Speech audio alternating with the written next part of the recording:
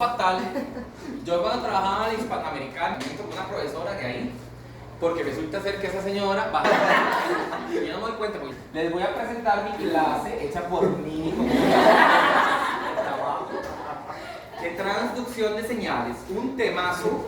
A lo mejor los que están llevando oficio más o menos vieron eso, pero sé que no lo vieron como lo vamos a ver aquí. Porque la transducción de señales es un tema de la bioquímica que explica mucho de lo que ustedes han visto en otros cursos. Los objetivos, bueno, las fuentes bibliográficas son el Harper y el Leninger. Aquí vamos a usar el Leninger bastante porque este tema es profundo. Es una clase larga, no la vamos a terminar el día de hoy, lo aseguro, porque es una clase muy extensa. Y básicamente los objetivos de aprendizaje van desde entender el concepto de una transducción de señales hasta ejemplificar el rol de esas vías de transducción en escenarios clínicos. Okay. Vamos con el principio general. Nosotros somos organismos pluricelulares. Tenemos 75 billones de células en nuestro organismo, más o menos. Si no hay un cáncer por ahí, son 75 billones. Si hay cáncer, pues eso sube a más. Entonces, nosotros tenemos que tener mecanismos de comunicación entre las células. Las células tienen que comunicar. Ya nosotros vimos una forma de comunicarse y es a través del transporte de solutos, a través de membranas, y ya lo vimos. Pero ahora vamos a estudiar otra forma de comunicación que es a través de transducir señales. ¿Qué significa transducir? Transducir significa convertir una señal extracelular en una respuesta intracelular. Es decir, que la célula capte algo que viene de afuera y que lo convierta en una respuesta propiamente dicho, es decir, una respuesta celular. Y eso le permite a las células adaptarse. Las células fisiológica y bioquímicamente cada rato están expuestas a diferentes condiciones, que cambia el pH, que cambia el frío, que cambia la concentración de solutos. Y entonces la célula tiene que adaptarse. La célula que no se adapta se muere, igual que lo que ocurre en la evolución de Darwin. ¿Verdad? El animalillo que no se adapta se muere, lo mismo le pasa a las células. Entonces vamos a ver que la respuesta que podemos nosotros obtener va desde que la célula crezca, que la célula sintetice algo, que la célula entre en apoptosis o que exprese un gen. Hay demasiadas enfermedades correlacionadas con este tema y hay algunos medicamentos que justamente lo que hacen es alterar las vías de transducción de señales. Y ahora sí, ¿cuál es el principio básico? El principio básico son 3 pasos. Lo primero es la recepción del ligando o la molécula señalizadora. Ligando es el nombre que se le da a cualquier molécula extracelular que ejerce un efecto intracelular. Se le llama ligando, se le puede llamar primer mensajero o molécula señaladora, pero a partir de ese momento, ligando. El ligando se va a unir a un receptor. Esta fase se llama recepción. De una vez les digo que hay 2 tipos de receptores. Los receptores de membrana, como este que estamos viendo, pero también hay receptores intracelulares que veremos más adelante. El segundo paso es la transducción, que es básicamente la conversión de una señal extracelular en una señal intracelular. Generalmente las vías de transducción de señales ocurren por cambios en la estructura de los mensajeros químicos, a los que se le llaman segundos mensajeros. Y el tercer paso de la vía es la respuesta, que les decía puede ser que la célula crezca, que la célula más bien libere una hormona, que la célula más bien cambie potencial de membrana, que la célula entre en apoptosis, que la célula más bien pierda mecanismos de regulación y se convierta en una célula tumoral, que la célula más bien fagocite algo, que la célula exocite algo. ¿Okay? La respuesta es totalmente dependiente del tipo de vía de transducción que estudiamos. Ahora vamos a ver los principios generales. El primer principio general es la especificidad. Los receptores son específicos para su ligando, o dicho de otra forma, los ligandos son específicos para los receptores. Pero puede haber un mismo receptor para 2 ligandos diferentes, como lo estamos viendo ahí. O puede haber varios receptores para un mismo ligando. ¿Okay? Entonces, las 2 cosas aplican. Podemos tener, repito, 2 ligandos diferentes para un mismo receptor y podemos tener 2 receptores diferentes para un mismo ligando. Puede ocurrir también. Segunda característica, la amplificación de las señales. Generalmente el ligando es una única molécula que desencadena una cascada, una pirámide de amplificación de señales. En esa amplificación de señales es donde participan las enzimas que ya estudiamos. Porque las enzimas lo que hacen es aumentar en varios cientos de miles de veces la velocidad de reacción. Y entonces una enzima que cataliza una reacción hace que ocurran más reacciones por una unidad de tiempo y eso amplifica finalmente la respuesta. En tercer lugar, tenemos la modulación. Las vías de transducción de señales se pueden modular. ¿Qué significa modular? Modular significa, por ejemplo, aumentar la expresión de un receptor, disminuir la expresión de un receptor. Podemos también modular la señal pegándole, por ejemplo, a algún grupo funcional. Vean en este caso el ligando al cual le pegamos un grupo fosfato, que eso hace que se una más rápidamente al receptor, pero también podría hacer que se una más lentamente. Eso es una modulación. También las vías de transducción de señales se inhiben por producto. Si una vía de transducción de señales genera ATP y hay mucho ATP, ese exceso de respuesta inhibe la vía de transducción de señales. ¿Okay? La otra característica se llama integración. Puede ser que yo tenga dos receptores diferentes y tenga dos ligandos diferentes, pero la misma vía es integrativa, es decir, genera la misma respuesta. Pero también, ya lo vamos a ver, puede ser que yo tenga ligandos iguales, receptores iguales y vías diferentes, ¿verdad? Eso también puede ocurrir. ¿Okay? Entonces, hay muchos tipos de vías de transducción de señales. En realidad existen más o menos 6 diferentes tipos. Los receptores asociados a proteína G, los receptores con actividad tirosinquinasa, los receptores con actividad guanilil ciclasa, los canales iónicos, que ya los vimos, las proteínas de unión entre células, que son las integrinas que ustedes vieron en histología, y finalmente los receptores nucleares. En esta clase nosotros nos vamos a centrar en los tipo 1, en los tipo 2, en los tipo 3 y vamos a hablar un poquito de los tipos 6. Ya, los canales los vimos. Y las proteínas de unión de células, ya ustedes lo vieron en histología, que son las integrinas, desmosomas, semidesmosomas, ¿okay? Y los receptores nucleares. ¿Qué es un ligando? Les repito, ligando es cualquier molécula que genera una respuesta intracelular. Eso es un ligando. ¿Qué tipo de naturaleza puede tener un ligando? Cualquiera. Puede ser una molécula química, puede ser un factor físico-químico, ¿verdad? Por ejemplo, la luz. Puede ser algo físico solamente, por ejemplo, el frío, calor. Puede ser una toxina bacteriana, por ejemplo, la toxina del cólera. Puede ser también un anticuerpo. Puede ser un ligando, puede ser un olor, es decir, una percepción. ¿Verdad? La luz es un ligando. ¿Okay? La vibración es un ligando para los receptores, por ejemplo, de vibración y la piel. ¿Okay? Así que el ligando puede ser cualquier molécula y cualquier factor. Nosotros nos vamos a centrar en los ligandos químicos. Y entonces, desde este punto de vista, y esto es fundamental, existen dos tipos de ligandos. Los ligandos hidrosolubles, que se unen a receptores de membrana, porque como son hidrosolubles no pueden pasar la capa lipídica, y los ligandos que son liposolubles. Como son liposolubles, atraviesan la bicapa lipídica y se unen a receptores intracelulares. Esto es fundamental. Repito, ligandos que son hidrosolubles unidos a receptores de membrana, ligandos que son de naturaleza liposoluble que se unen a receptores intracelulares. Entonces aquí tenemos el ligando, que es el primer mensajero, que es hidrosoluble, uniéndose a un receptor de membrana y desencadenando, como les decía antes, la respuesta. Recuerden que son 3 fases: recepción, transducción y respuesta. Ahora bien, en una misma vía de transducción de señales podemos tener diferentes respuestas. Vean en este caso, en esta vía de transducción de señales tenemos una respuesta que podríamos decir es citoplasmática, pero también existe una posibilidad de que haya respuesta nuclear. Cuando yo me refiero a la respuesta nuclear, me refiero a lo que ya estudiamos, y es transcripción de genes. Es decir, pueden haber respuestas a estas vías que aumenten o disminuyan la expresión de ciertos genes. Y eso lo vamos a ver con hormonas, que es la clase que sigue. Y entonces vean aquí qué bonito esta imagen que encontré ahí. Tenemos un ligando en un receptor con 2 vías diferentes. Pasa. Puedo tener, por ejemplo, una hormona que se une a un receptor y que los efectos son diferentes. Pueden ser que se integren o puede ser que sean antagónicos. Eso lo podemos ver. Un mismo ligando, un mismo receptor, vías diferentes. Pathway es vía, ¿verdad? ¿Okay? Entonces una vía o otra vía. Vean lo que ocurre allá. Allá tenemos 2 ligandos diferentes, 2 receptores distintos, una misma vía, ¿verdad? Entonces eso es una vía común. Eso es lo que dijimos, integración.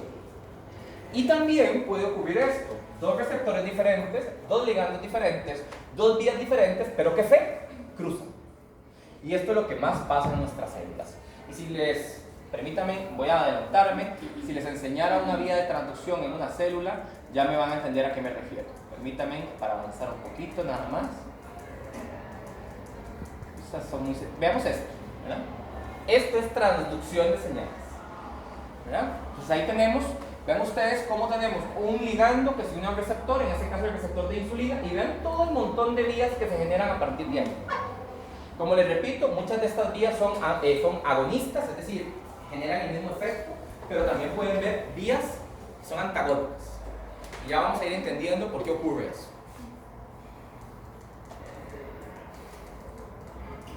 Ahora, ¿cómo se pueden comunicar las células? Las células se pueden comunicar de 5 formas. Se pueden comunicar de forma yuxtacrina o de contacto, que es cuando una célula emisora expone un ligando y otra célula lo reconoce, por ejemplo en el sistema inmune. También tenemos la comunicación paracrina, cuando una célula libera el ligando y las células de la par expresan el receptor. Por ejemplo, algunas hormonas, por ejemplo el caso de las hormonas tiroideas. Las hormonas tiroideas se liberan, es cierto, en la tiroides, de la tiroides a la sangre, pero también las células foliculares de la tiroides reciben a las hormonas tiroideas que las otras células de la par están liberando. Eso es una comunicación paracrina. Luego tenemos la comunicación sináptica, que tiene que ver con la liberación de neurotransmisores a nivel de una neurona. Luego tenemos la comunicación endocrina, que es cuando una hormona es liberada al torrente sanguíneo y es desplazada por él hacia los tejidos blandos. Y tenemos la comunicación autocrina, que es cuando una misma célula libera el ligando y expone el receptor. Y eso pasa en muchos órganos endocrinos y pasa también en células embrionarias y pasa en células tumorales. Bien. ¿Se acuerdan que yo les dije a ustedes que las fases son 3, ¿verdad? Recepción, transducción, respuesta. Y que la parte de transducción ocurría mediante una amplificación de la señal. Y les dije que ahí era donde participaban las enzimas que ya estudiamos. Vean ustedes este ejemplo. Cuando ustedes hacen ejercicio, se libera la adrenalina o la epinefrina a nivel de la médula adrenal. ¿Ok? Eso es algo que todos conocen. La adrenalina o la epinefrina, que es lo mismo, se une al receptor, se llaman receptores adrenérgicos, y desencadena una vía de transducción de señales que hace que por cada ligando o por cada molécula de epinefrina, ojo, se activen 10 a las 6 moléculas, en este caso de actividad, por ejemplo, esta enzima que se llama la glicógeno fosforilasa. De 1 a 10 a las 6. Eso es una amplificación de la señal. Y esto va a generar que una molécula de adrenalina libere 10 a la 8 moléculas de glucosa. ¿Ok? ¿Estamos? A eso me refiero con amplificación. Y eso es fundamental. Porque si nosotros, piénselo, si nosotros ocupáramos que por cada molécula de ligando se libera una molécula de producto, imagínense los efectos adversos que tendría esto en la función cardiovascular. La epinefrina aumenta la frecuencia cardíaca. Entonces, si yo ocupara 10 a la 8 moléculas de epinefrina para poder degradar el glucógeno, entonces, ¿qué ocuparíamos? Tendríamos una enorme cantidad de adrenalina circulante que sería imposible poder vivir. La función cardíaca se elevaría, la presión arterial se levantaría y bueno, sería totalmente imposible mantener la vida en esas condiciones. Por eso, la amplificación es fundamental. Bueno, los receptores se pueden clasificar en dos grandes grupos: los receptores de membranas y los receptores intracelulares. Entonces, ahora bien, nosotros tenemos, funcionalmente hablando, fisiológicamente hablando, tenemos dos tipos de receptores. Los receptores propiamente de las membranas o intracelulares, como les decía antes, y tenemos los receptores especializados, que ustedes deberían de haber visto con detalle en fisiología, y si no, les insto a que lo estudien. Porque tenemos dos diferentes tipos de receptores. Los receptores centrales, por ejemplo, los conos y bastones en la retina para la visión. Por ejemplo, las células ciliadas presentes en los conductos semicirculares, la autrícula y el sáculo, presentes en el oído interno. Las células, ¿verdad?, captadoras olfatorias presentes en la lámina cribosa del hueso etmoides. ¿Okay? Y las células gustatorias, los receptores gustatorios ubicados en las papilas, principalmente en la punta y los laterales de la lengua. ¿Okay? Esos se llaman los receptores centrales. ¿Por qué centrales? Porque son pares craneales. ¿Ya? Segundo par, ¿verdad? El octavo par, el primer par, y aquí todos, ¿verdad? Porque aquí está el séptimo, está también el facial, está también el vago, está también el glosofaringio y está también el trigémino, ¿verdad? Estamos, entonces ahí están todos. Esos son fundamentales, compañeros, y esos son receptores centrales y eso es de fisiología. Y también de fisiología tenemos los quimioreceptores, que son los que regulan pH, que están, por ejemplo, a nivel carotídeo. También los osmoreceptores, que son los que tienen que ver con la osmolaridad sanguínea. Los termorreceptores, que son los que tienen que ver con temperatura. Los baro con presión. Los propioceptivos, con la percepción de las partes del cuerpo. Y los mecanorreceptores, que son para dolor, vibración, tacto. Todos esos son de fisio. Esto es la fisiología. Esto es fisio. ¿Ya? Y nosotros nos vamos a encargar de estos, que son bastante complejos también, ¿verdad? Esos son los que vamos a ver en este curso. Entonces yo les insto de verdad a que si estos receptores no quedaron del todo claros, por favor los revisen en algún libro sencillo como el Gannon, el Verne, donde lo puedan estudiar de una forma más resumida. Y si lo quieren saber bien del Born, ¿verdad? Pues, esto depende del tiempo. Bien, entonces, ahora bien, dependiendo del tipo de ligando, así es el receptor, ya se lo dije varias veces. Entonces, cuando el receptor es de membrana, va a reconocer únicamente ligandos que son ligandos hidrosolubles. Por ejemplo, las hormonas peptídicas. ¿Como cuáles? Como casi todas las que ustedes conocen. Insulina, glucagón, somatostatina, PTH, TSH, TRH, CRH, ACTH, ¿ok? Prolactina, hormona del crecimiento, ¿verdad? Todas estas hormonas que he citado tienen receptores que son receptores de membrana, porque son moléculas hidrosolubles y como las no pueden pasar la capa, son receptores de membrana. También poseen receptores de membrana las hormonas catecolaminérgicas, ¿verdad? Dentro de ellos tenemos a las catecolaminas propiamente dicho, que son la adrenalina, noradrenalina, dopamina y dopa. ¿Ok? Todas ellas actúan sobre receptores de membrana. ¿Ok? Y del otro lado tenemos los ligandos que más bien actúan pero sobre receptores intracelulares, porque son moléculas de naturaleza, ¿verdad?, lipofílica. Entonces difunden por la bicapa y tienen receptores intracelulares. Ahora, los receptores intracelulares pueden ser citoplasmáticos o intranucleares. Generalmente son citoplasmáticos que se desplazan al núcleo, y lo vamos a ver después en hormonas, cuando les dé la clase que sigue, que es función hormonal.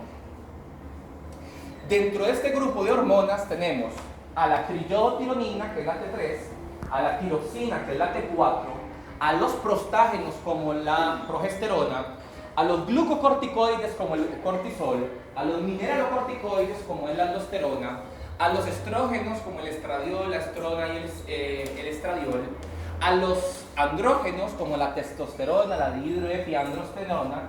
También tenemos ahí a la vitamina D, ¿ok? Todas estas hormonas que acaba de citar son hormonas que actúan en receptores intracelulares, y es la clase que sigue, ¿ok? La clase que sigue. ¿Estamos? Bien, entonces eso tiene que quedar muy claro. ¿Quiénes se unen a receptores de membrana? ¿Quiénes se unirían a receptores intracelulares? Entonces vamos a iniciar con los receptores que son de membrana. Es decir, vamos a estudiar ahora receptores de membrana. Repito, solamente vamos a estudiar 3 tipos, porque son muchos y no nos va a dar tiempo. Que son los receptores de 7 dominios de la membrana asociados a proteína G, el primero y el más importante de los grupos. Número 2, los receptores con actividad tirosinquinasa de un dominio transmembrana. Y número 3, los receptores con actividad guanilato ciclasa. ¿Okay? Son los 3 que vamos a estudiar. Los que ya han llevado oficio, a lo mejor recuerdan de esto, que en algún momento lo han visto, pero hoy lo vamos a ver con mucho más detalle. Bien, Los receptores de 7 dominios transmembrana se han descrito cerca de 1000 en los humanos. 1000 diferentes tipos de estos receptores, de los cuales 500 los ve la fisiología y los otros 500 los vemos en bioquímica. Los 500 que ve la fisiología son los centrales y los periféricos que les dije antes, y los que nosotros vamos a ver son los receptores asociados al proceso metabólico. Se llaman receptores serpentina porque como atraviesan 7 veces la bicapa lipídica, se llaman serpentina como si fuera una serpiente, ¿no?, que pasa por ahí. Son el blanco de muchos fármacos.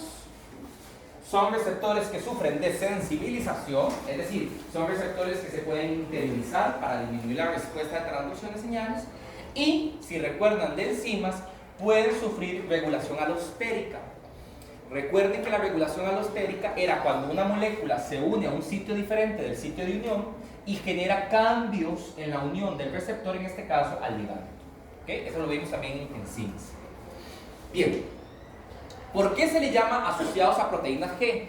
Porque resulta ser que estos receptores en el extremo carboxilo terminal, ese es el amino, ese es el carboxilo, en el extremo carboxilo terminal poseen 3 proteínas, ¿verdad?, que son la proteína G-alfa, la G-beta y la G-gamma.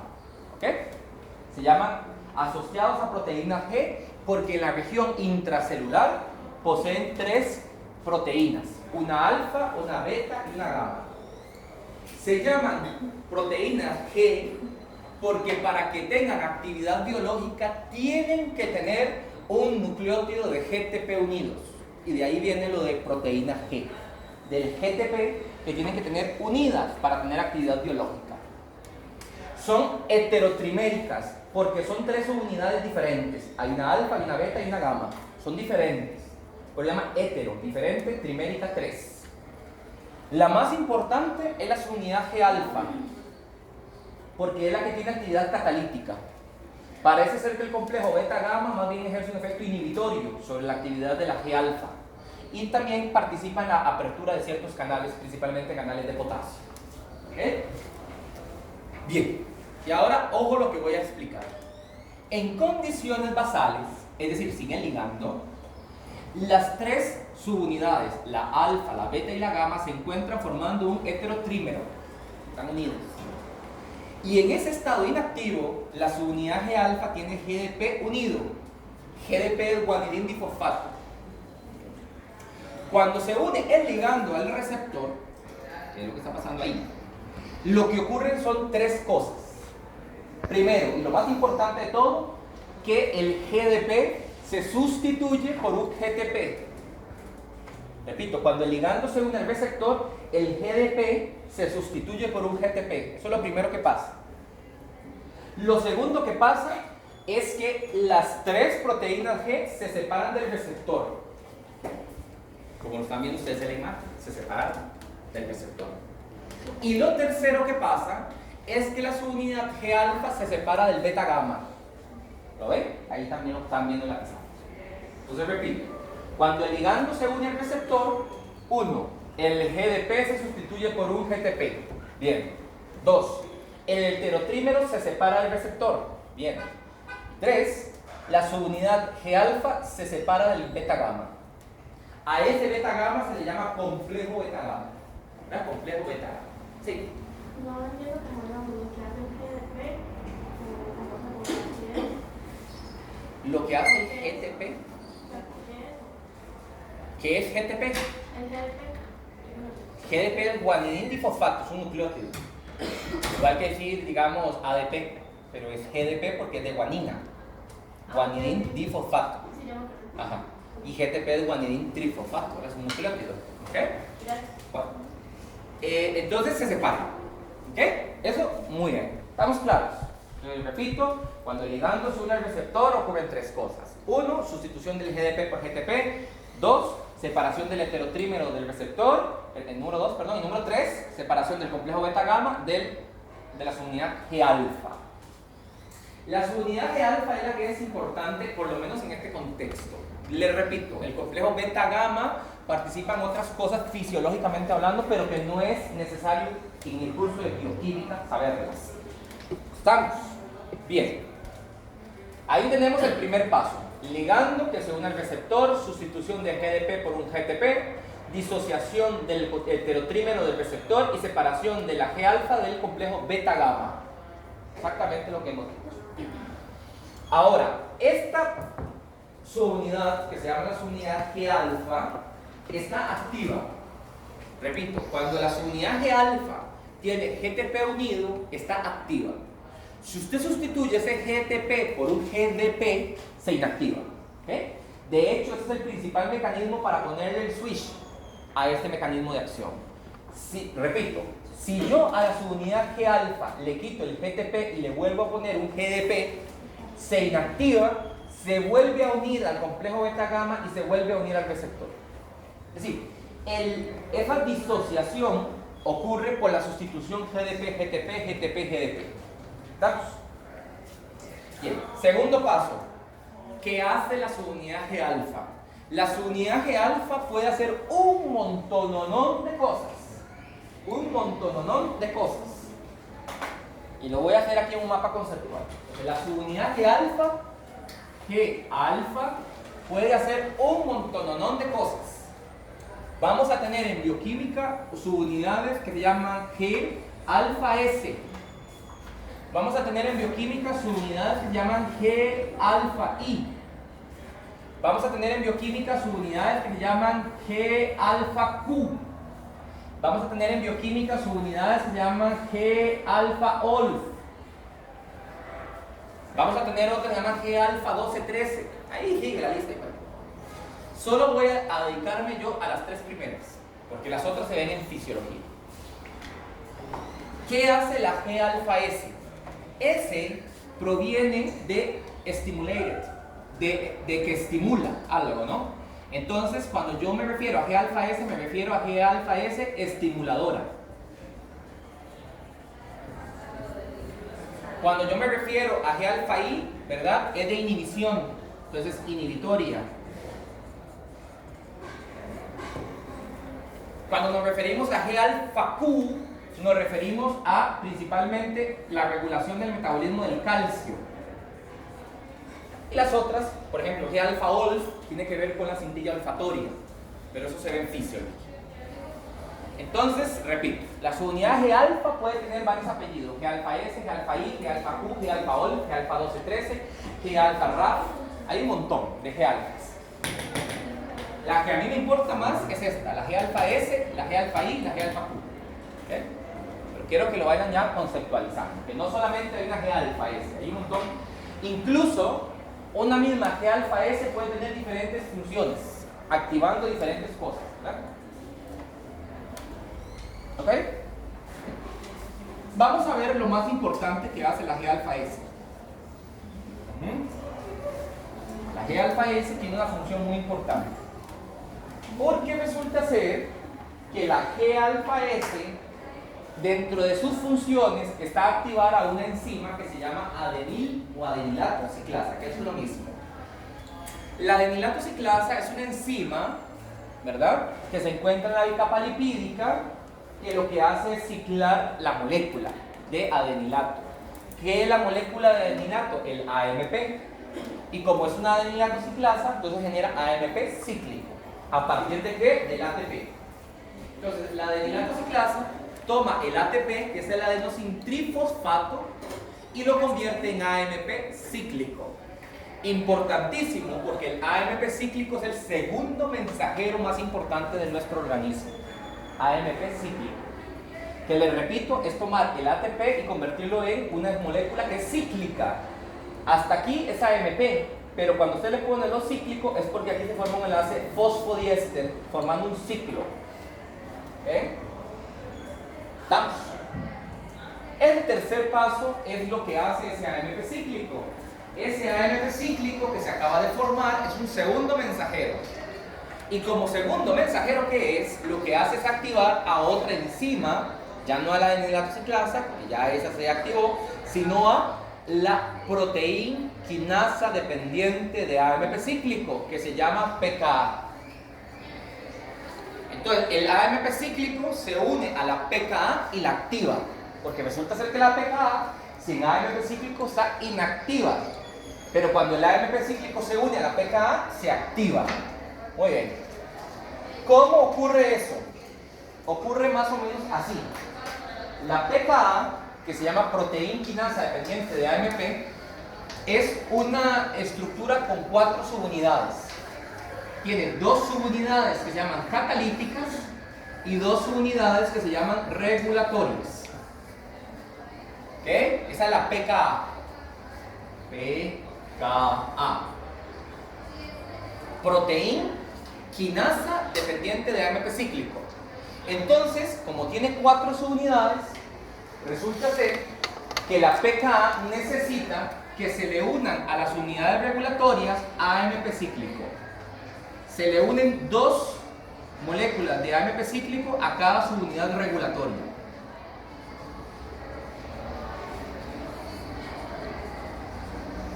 Es decir, que para activar una pKa ocupamos 4 AMP cíclicos, más o menos. Cuando los 4 AMP cíclicos se han unido a la pKa, lo que ocurre es una disociación entre las unidades regulatorias y las catalíticas y se separan. Y estas unidades catalíticas ahora están activadas. Y es las que tienen actividad proteína quinasa. O sea, son las que van a ir a llevar a cabo la actividad de la enzima. ¿Qué significa ser una proteína quinasa? Una proteína quinasa significa una quinasa que fosforila proteínas. Recuerden que una quinasa es cualquier enzima que pega grupo fosfato. Y como se llama proteína quinasa, significa una quinasa que pega grupo fosfato en proteínas. Eso significa que yo tengo una proteína y le voy a pegar un grupo fosfato. Eso es una proteína quinasa. Bueno, eso es exactamente lo que hace la AMP cíclica. Al unirse las unidades regulatorias de la pKa, las catalíticas adoptan actividad biológica para ir a pegarle el grupo fosfato a otras proteínas. Y es que en el metabolismo nosotros ocupamos que esto ocurra para que el metabolismo se dé. Por eso, después de esta clase lo que sigue es metabolismo propiamente ya. Porque el primer paso para las vías metabólicas generalmente es esta fosforilación. Y después de eso ya ocurren las vías que veremos más adelante. Entonces es muy importante, ¿verdad? Eso es en realidad, ¿verdad?, la actividad de la AMP cíclica. ¿Queda claro? ¿Sí? ¿Okay?